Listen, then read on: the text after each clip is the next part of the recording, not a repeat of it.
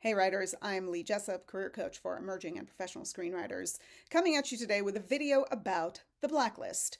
I know a lot of writers, especially at the end of the year when the list drops, aware that there's also a website, may find themselves confused by what is what. And so I wanted to go on the record, at least as far as I'm concerned, to give you guys some explanation of those two different things because they are under the same umbrella. Now, before we even get started, I am not an employee of the blacklist. I don't work for the blacklist. I have writers who've been on the list. I have writers who've used the website.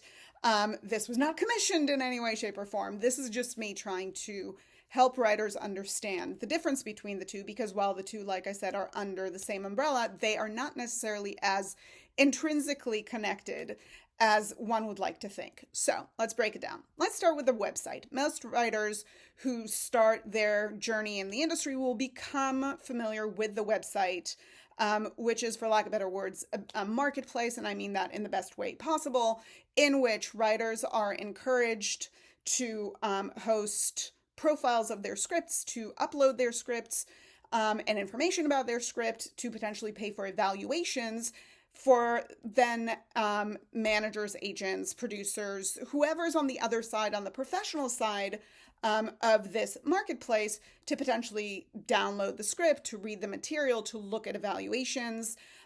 We've had iterations of this in different forms over the years. There's also been Inktip, Spec Market, Spec Scout, Spec Market, Spec Market. I ran it. I should know. It's been many, many years. But we've seen iterations of this, and certainly the blacklist has done it better than anybody else in a really successful manner. They also have a lot of labs and fellowships and initiatives. And I've had writers go through the programs. I also have, do they have directors? I can't remember. Don't quote me on that. I've had writers go through their programs and find a great deal of success through them. Their evaluations are kind of industry respected. So when they evaluate a script, which for the record, hosting a profile of your script, paying for evaluation, all of these have costs ultimately. But when you get evaluations, we look for a number greater eight or above. In order for the script to really stand out. I equate it a little bit with kind of doing really well in a big competition, being named finalist or being named winner. Those eights can, kind of get people to take the script a little bit more seriously. So there are a lot of ways to work with that website, and it's been a great community and a great way for writers to promote their work to people on the other side in the industry in early career stages. That is the website.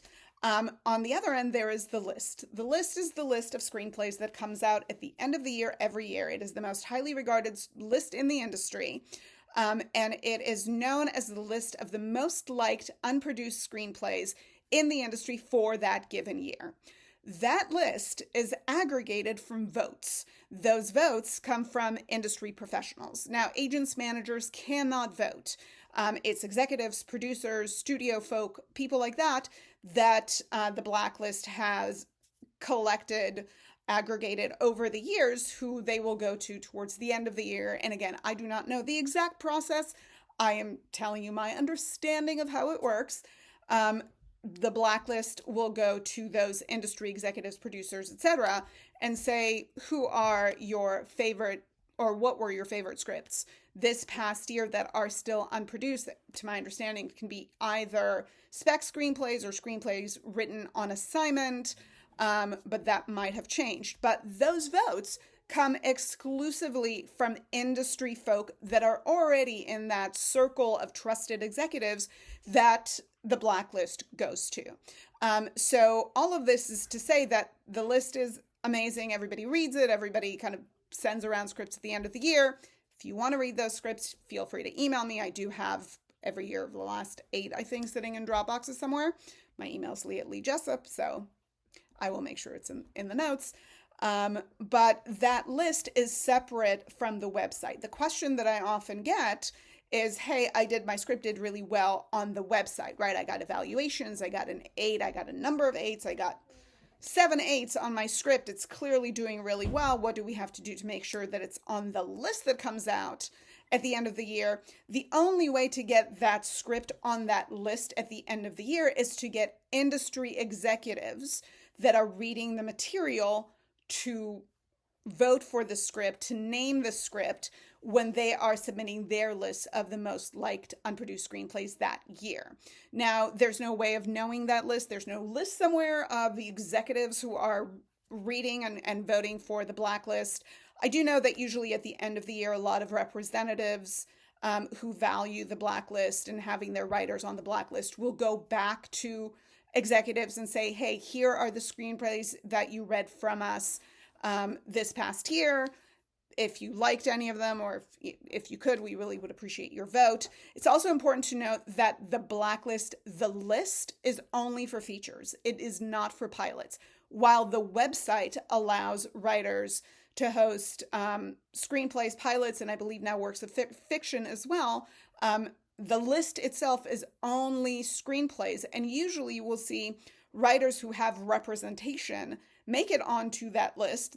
Every year there'll be a few that kind of get through without a representative, but that usually speaks to a writer who was very well connected in the industry or something like that. But most of the time you will see screenplays with representatives who have gotten the script out wide enough to be able to get enough votes to get on the list. There is a kind of minimum number of vote threshold. There is, top votes will be however many they get. But I generally find the list to be the most accurate representation that we have of the industry's appetite on a given year. And that's the blacklist, the list. And that is why it's so important to read those scripts and to be familiar with them. Doesn't mean you have to love them, but you do want to know where they are because they are the most accurate snapshot of industry appetite at a particular moment in time. All right, you guys, I know I went long on this. Thank you for bearing with me. There will be more. Subscribe if you like it, and we'll connect soon. Bye.